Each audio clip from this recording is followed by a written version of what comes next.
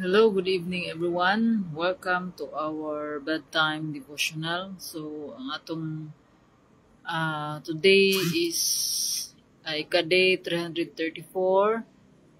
Um, Today is December 28, 2024. So, karon ang ika-last Saturday of the year. Last Saturday of December. So, ang atong topic is listen to your conscience. So, ang word na sa Acts chapter 24 verse 16, nag-ingon, I always do my best to have a clear conscience toward God and men. So, let us pray. Father God in heaven, Lord, we glorify your name. You're holy, Lord God. You're our King. You are our Counselor, Lord God. You are our Savior. Ikaw ang nagbuhat ng tanan, Lord God. Dalaygon ka, Lord, sa way katapusan. Kapasalamat kami, Lord God. Ano na sa imong paggiya kanamo, sa imong pagkatiman kanamo karong adlaw. Salamat, Lord, sa kadaugan. Umaya kami kapasiluan, Lord God, sa mga kasalanan, Lord, mga kalapasan. Wala kami diha sa imong presensya, Lord God. Tabangi kami, Lord God. Nga ay mong putli ang among kasing-kasing. Ginlo ang among konsensya. Nga kining tanan, Lord God, nga among gibuhat para sa imong himaya. Tabangi kami, Lord God, to do the right thing, Lord God, that is aligned to your will. Lord, help us to have a pure heart, a clear conscience, Lord God. O baguha mong unahuna na may mong sama sa unahuna ni Kristo. Ron kami ayan sa mga saad yung giandam ka namo. Lord, giyahay kami, Lord God. Speak for us, Lord, through your word. Give us the wisdom, knowledge, understanding, Lord God. That we be able to open our hearts to understand your word o amo ning ma-apply sa amo ang kinabuhi. Lord, tabay kami, Lord God, to grow in our faith. Sa mga maminaw, Lord God, ini nga pulong ikaw ang Ginoo, Lord God. Maoy tisok ani nga mensahe sa ilang kinabuhi o magpalambo kanila sa ilang pagtuo diha kang Kristo. Dalaygon ka, Lord, imong tanan dungog himaya ug mga pagdayeg, magpasalamaton kami kanunay kanimo, Lord God, kining tanan sa pangalan ni Jesus. Amen. So, again, may gabi.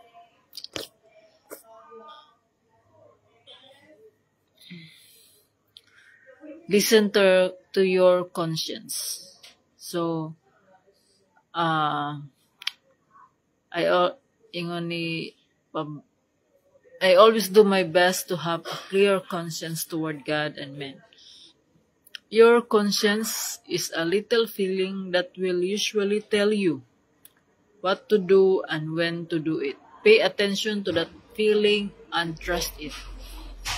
If you slow down and listen to your conscience, you'll usually stay out of trouble. And if you listen to your conscience, it won't be so hard to control your own behavior.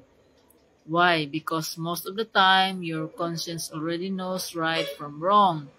So don't be in such a hurry to do things. Instead of jumping right in, listen to your conscience. In the end, you'll be very glad you did.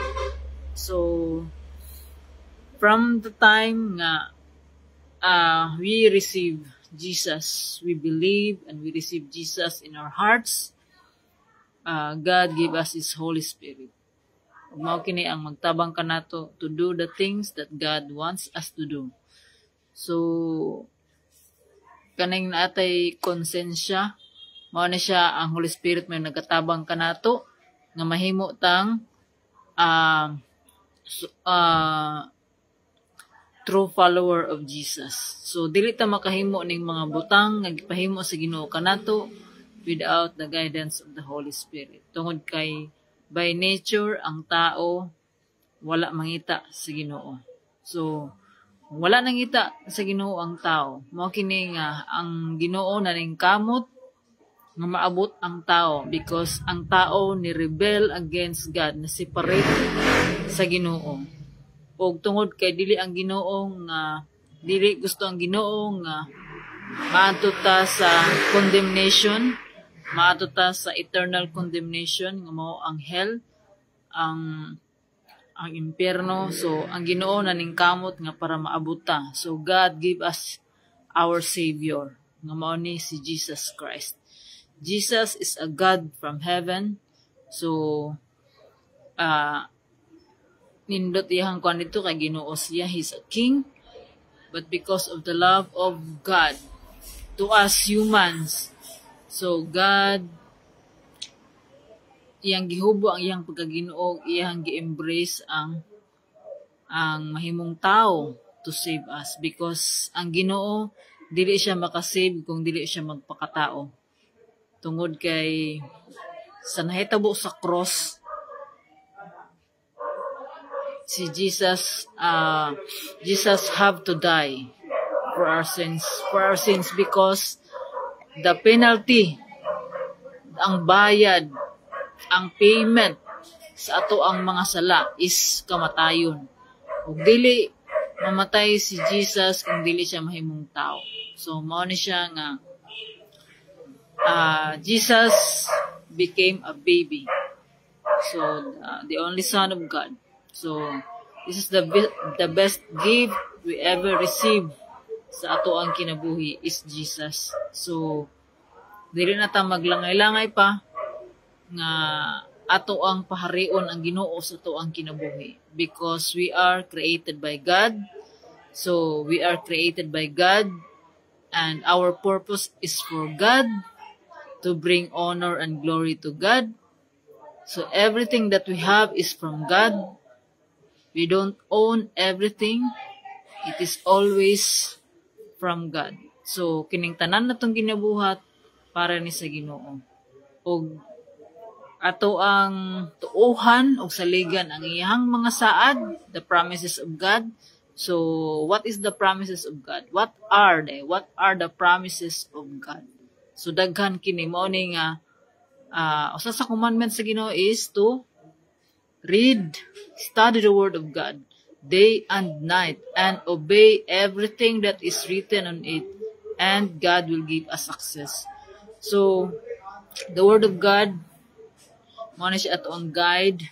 The word of God will teach us how to do the things right, og unsa ang standard nga right according to God, according to the will of God. So dili ta magbuot-buot og unsay sakto sa atoa. So we have to have a guide, the standard of what is right. Kay kumaingon gani unsang right, kung musundog lamang ka sa mga tao, kung wala ta kay balo sa kamatuoran, if you don't know the truth, you will be easily deceived by the evil. So the devil will not say come follow me. The devil will disguise as angel of light para to deceive us. The devil comes to steal, to kill, to destroy us. Nganong ingon ana man ang devil? Gusto sa devil nga i-destroy ta because we are precious in the sight of God. So remember nga giilugan ta sa devil sa Ginoo. Asa man gyud ta? Every day we have choices to make. We have decisions to make. So it's up to us to decide to follow God or to follow otherwise. So mao kini nga ako naga-share sa pulong sa Ginoo because I experience how God moves, how His hand moves in my life. Kung naa na ta sa Ginoo, if we are in Christ, we are a new creation. The old has gone, the new has come. What is the old? Mao ni siya ang old life na to. The old life that is sinful, full of kanabitang mga dili maayo, full of evils. So ang ato ang mga kasing-kasing, it's full of evils, walay kung sa kuan pa walay konsensya. So mao ni nga sa naa nata sa Ginoo ang atong surrender atong kinabuhi sa Ginoo. So ang Ginoo, so atong gi-allow ang Ginoo to work in our lives. So ang Ginoo mag-ihanang i-remove ang mga dili maayo sa ato ang kinabuhi. Dili maayo nga mga batasan, mga kinaiya nga dili makahatag og kalipay sa Ginoo. So unsa man dapat nato kat-unan nga mga kinaiya. So when we have the Holy Spirit produces unsa man ang mga fruit of the Holy Spirit. So mao kini nga ang usa ka tawo nga adunay Ginoo ug tinud-anay ang pagtuo sa Ginoo. Mao na siya ang fruit of the Holy Spirit. Mabasa kini siya sa Galatians chapter 5 verse 20. So kung ato ning basahon, the fruit of the Holy Spirit is love. So mo gina in summary, it's all about love. Kay kung ang uban ani sumusunod, ningon the fruit, dili man gyud nga fruits, kun dili fruit. One. It's only one, the love of God. Love. Kay magikan ang tanan, ibali in summary, it's all about love. So the fruit of the Holy Spirit is love. Love, joy, peace, patience, kindness, goodness, faithfulness, gentleness, self-control. So, naabaka ani nga mga kinaiya. So, i-evaluate ang imuhang kaugalingon. So, every day, we should examine ourselves, we should evaluate ourselves if nakatuman ba ta sa kasuguan sa Ginoo. So, unsa man ang mga kasuguan sa Ginoo? May nga. Magining, it's very, very important to read and study the Word of God because it is in the Word of God that we will know what is the truth. Kaya nga sa pulong sa Ginoo, ingon ang word of according to the Word of God, know the truth and the truth will set you free. So nga naman maka-set us free because when we know the truth, we will be katong sa una wa pa ta nakailad sa Ginoo, we are slave to sin. So meaning when we are slave to sin, magsigitag himo og sala, di ta makalingkawas kanami ta nga kanang sige gyapon tag kanang bisyo, nga gusto ka mohunong na pero ganahan gyapon ka magbisyo, di kanang kuan ba, it's a cycle nga dili maputol. So it's only by the grace of God nga maputol na siya nga cycle. Kanabitang kung na siya, gapos na siya, na ay kadina, kibalin na kagapos. So, mao na siya nga, ang Ginoo ra gyud ang makaputol ni ini. So, mao na nga, once nga naanak ka sa Ginoo, tinud-anay imuhang pagtuo sa Ginoo, mabiyaan na nimo nang sala. Mao na nga, ang tinuod nga, naay pagtuo sa Ginoo, aduna gyud kabag-uhan sa iyahang kinabuhi. Og, mao ni nga, maminaw na siya sa iyahang konsensya. Nga mao ni magtabang kaniya to do the things that God wants us to do. So, mao ni nga na little feelings ato ang kanunay nga nagauban kanato. So, narabay ka ng duha ka mga kuan nga na ay istorya ka ng muhonghong kibali. Tinuod man na muhong sa toa ang good and evil. So, mao na nga if we know the truth, we will know kung asa ang sa Ginoo. Asa ang sa Ginoo ana nga konsensya. So, kung sa Ginoo aduna gyud ni siya kalinaw. So mao kini nga kanang maangkon man nato na ikwan nga kuan man ta successful ta diri sa kalibutan. Kanang daghan tag mga achievements nga nakabot, maski mga wealth nakakabot ta. Pero kung wala gani ang Ginoo, useless ra gihapon ang tanan. Unsa man nato na nga mga butang inig naa nata sa ato ang kanang deathbed. Magamit pa ba nimo na nga mga achievements og mga wealth para lang mabuhi ta. So di ba ang matubang sa ato is our character. kitang tanan nakasala, walay usa sa atoa nga limpyo. So mao ni nga ang bayad sa atong sala is kamatayon.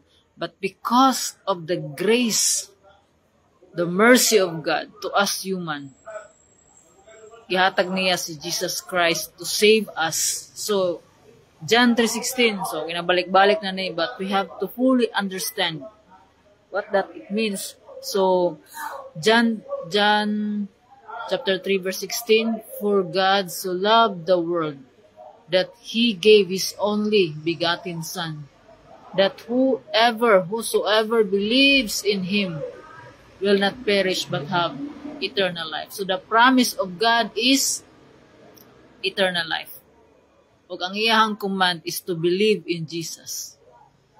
So to believe, ang pag-believe ni Jesus is dili lamang nga mayon tang nito ako sa Ginoo.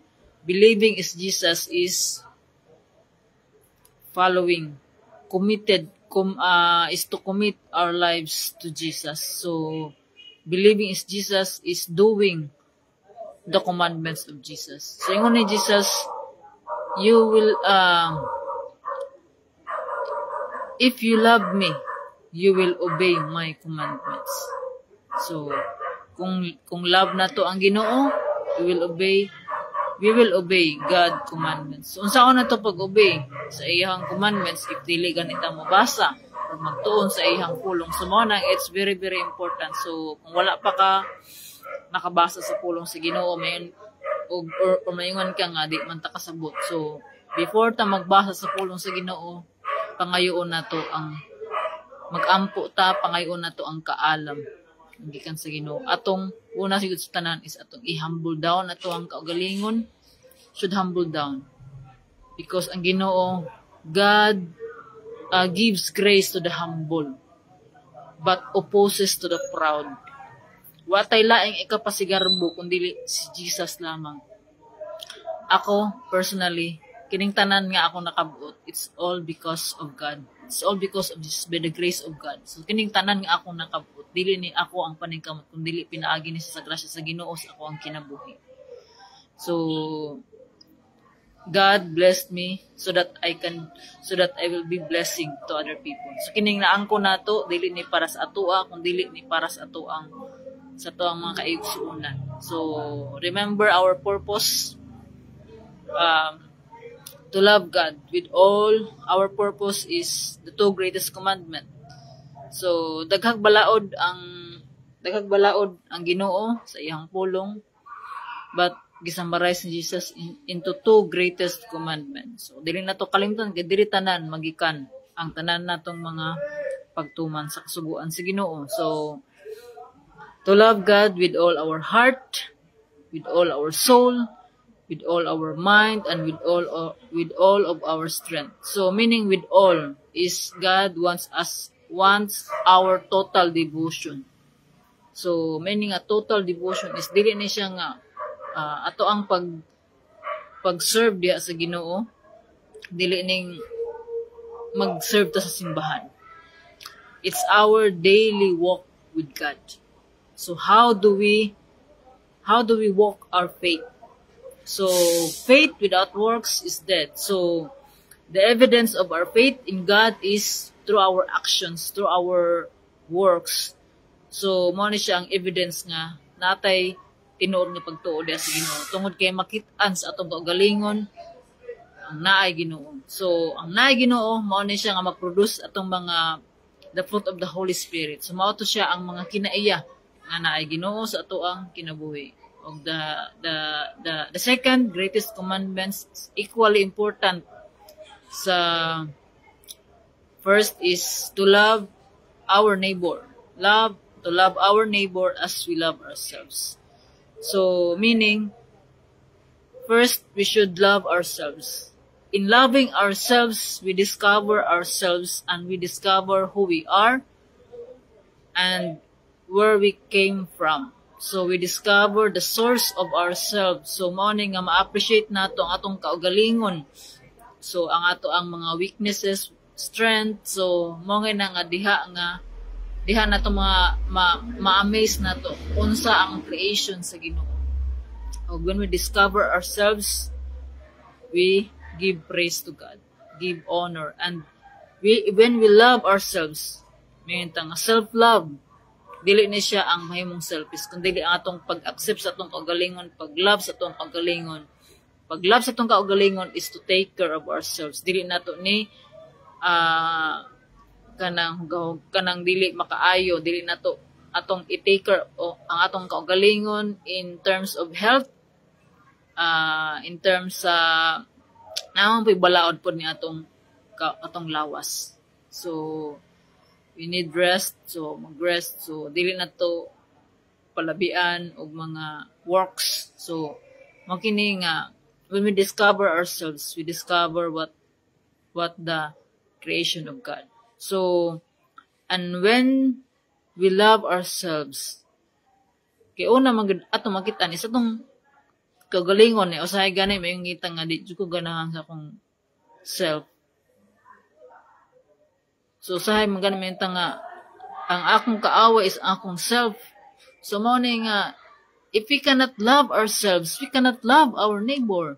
So and when we cannot love ourselves, dili ta makalove sa Ginoo. So una gyud ang makita nato kasama pud na nga kung sa pagtuman nato sa balaod sa Ginoo, una gyud nato nga matuman is ang balaod na makita nato. Mao ni ang mga balaod sa ato ang komunidad, diri sa ato ang gobyerno.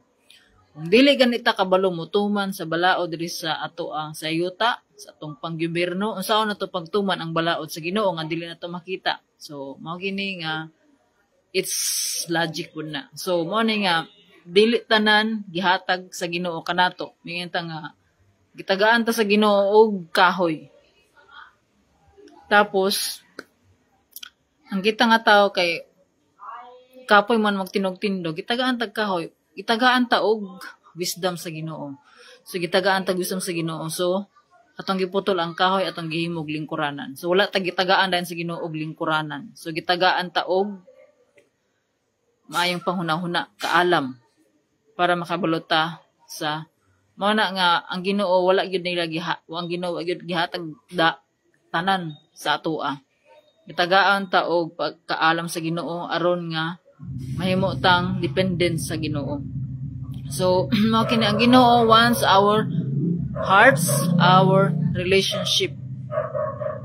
Ang pakigrelasyon is kinahanglan ni siya nga communication. So ang pakigrelasyon sa Ginoo dili ni nga panagsana makig-communicate kung kanos ara ka gusto kung dili kada adlaw every day and night. So makini nga ang Ginoo makig-istorya kanato pinaagi sa iyang pulong ug kita pinaagi sa ato ang mga prayers.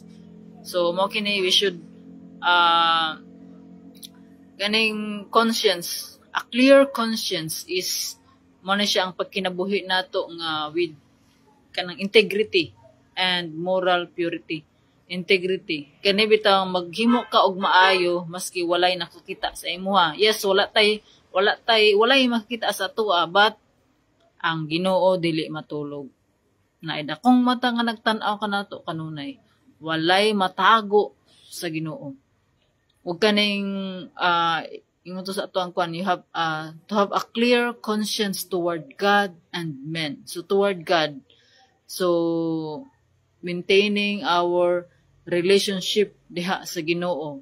Ug ang ato pong sa toward men is also demonstrating our honesty o kanang fairness sa ato ang relasyon sa atong isig katawo. Honesty ba nang walay mga kuan so mamay gusto sa Ginoo. Kung unsang gusto sa Ginoo mao atong buhaton.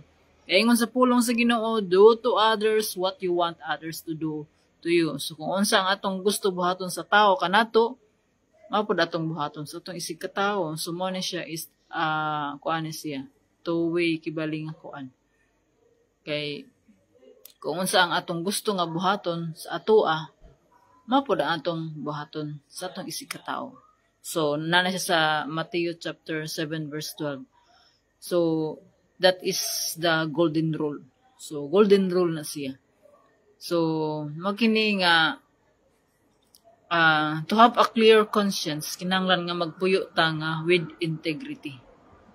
So og ato pong i-align ang atong actions diha sa pulong sa Ginoo with the biblical prinsipyo sa Ginoo. So, mao ni akong ginabalik-balik pud nga kuan nga gina-share na ko nga how do we live in this earth. So, if we don't have a standard of living, so the manual of life nga mao ang Biblia, we should make it our standard of living. So, unsa may pasabot, meaning ang ato ang pagasundon kung unsa ang rules balaod nga atong pagasundon on how we live on this earth is the word of God. So there's no other way because mao na ang gihatag sa Ginoo kanato kay diri siya makigistorya kanato. So ingon sa pulong sa Ginoo nga kaning kuan ako'y bookmark diri ako'y bookmark sa 1 Thessalonians chapter 5 kuan siya 5 verse 16, 17, 18 ayon diri ang be joyful always, be thankful always, and pray always. So always man, be joyful, be prayerful, and be thankful. So kanunay ha, wala naging diri nga kanang kung unsa ang bisag unsa ang circumstances, bisag unsa ang mga sitwasyon, we should be grateful, we should be joyful, we should be prayerful. So wala nagmatter kung we feel good or bad. Kinahanglan nga mahimutang magmalipayon, magpasalamat og mainampuon because everything in God's economy there's always a purpose. So, in God's economy, walay malas or swerte, kundi adunay katuyuan ang tanan. So, kung gibless ka sa Ginoo, kana nga blessing dili na para sa imo, kundi para sa ubang tao. Gibless ka to be a blessing to other people. So, pasalamat ko sa Ginoo gahapon Friday. So, pasalamat ko sa Ginoo sa mga kadaugan nga iyang gihatag sa among pamilya. So, dili man nga there's no perfect family, but ako ingon pa diri sa atong basa nga pulong nga I always do my best to have a clear conscience toward God and men. So, mapasalamaton ko kanunay sa Ginoo tungod kay when you have a pure heart. So, ingon din niya sa kuan 1 Peter chapter 3 verse 8 to 12. Basahan ako ang finally, all of you have unity of mind, sympathy, brotherly love, a tender heart, and a humble mind. Do not repay evil for evil or reviling for reviling, but on the contrary, bless, for to this you were called, that you may obtain a blessing. For whoever desires to love life and see good days, let him keep his tongue from evil and his lips from speaking deceit. Let him turn away from evil and do good. Let him seek peace and pursue it.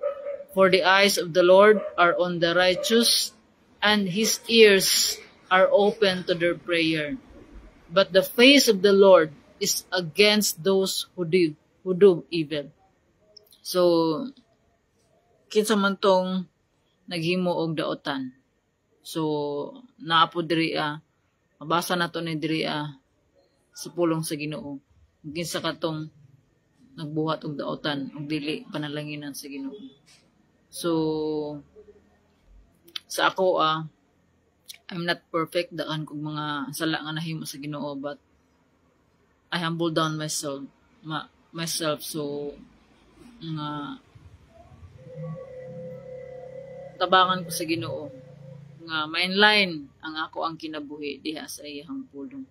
So kung basahon nato ni sa kuan sa Bisaya kay murag English man to para masabtan nato og kuan. 1 Peter chapter 3.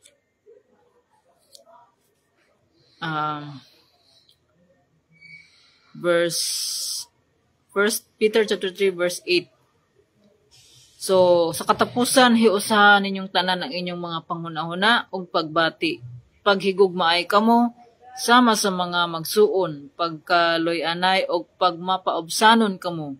Ang daotan, ayaw balusi o daotan. Ang panghimaraot, ayaw tumbasig panghimaraot. Balusi noon kining panalangin kay gisaaran man kamo sa Dios nga iyang panalanginan sa dihang gitawag kamo niya.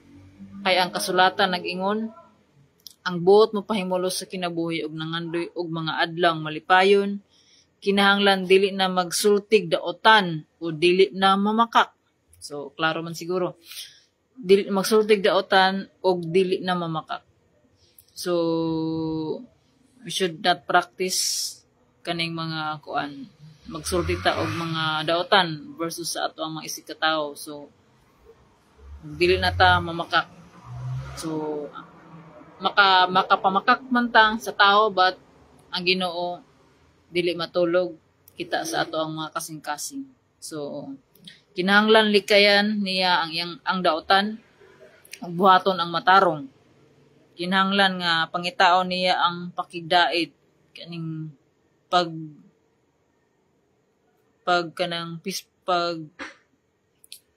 kalinaw og paningkamutan niya nga makabut kini kanang naay kalinaw sa matag usa.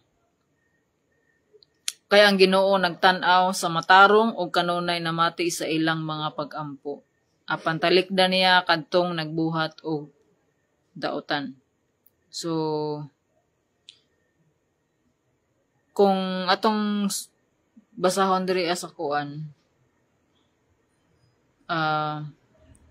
mangpadayon ta sa 13. Kinsa may magpasipala kaninyo kung kamo madasigon sa pagbuhat sa matarong. Apan kung paantoson kamo tungod sa inyong pagbuhat sa matarong, bulahan kamo. Ayaw kahadlok sa mga tao ug ayaw usab kamo kabalaka. Pasidong Ginoo ninyo si Kristo diha sa inyong kasing-kasing ug himuan siya nga inyong Ginoo. Pangandam kamo kanunay pagtubag kang bisan kinsa nga magpakisayod kaninyo may tungod sa inyong paglaom. Apan buhata kini sa kalumo ug pagtahod. Kanay bitawng naay mangutana sa atoa kung ang ato ang faith. Daghang mangutana gid nga nagtuos ta sa Ginoo na kanang usay na ay mga pakiglalis, pero mao ni nga makahibalo man ta nga makiglalis nga murag magpalabuanay ra sa kanay bitawng magpalabuanay sa mga nahibal-an sa Biblia. So ang Ginoo gugma og ang Ginoo dili maghatag og pagkabulag-bulag kana bitang division. So ang Ginoo ang iyang purpose is magkahiusa ang tanan nga nagtuo sa Ginoo. So batuni ang hinlo nga konsensya aron nga kun bugal-bugalan kamo maulawan kadtong nagsaway sa inyong maayong pamatasan ingon nga mga sumusunod ni Kristo. Kay mas maayo pa ang pag-antos tungod sa pagbuhat sa matarong kun kini kabubuton man sa Dios kaysa pagbuhat sa daotan.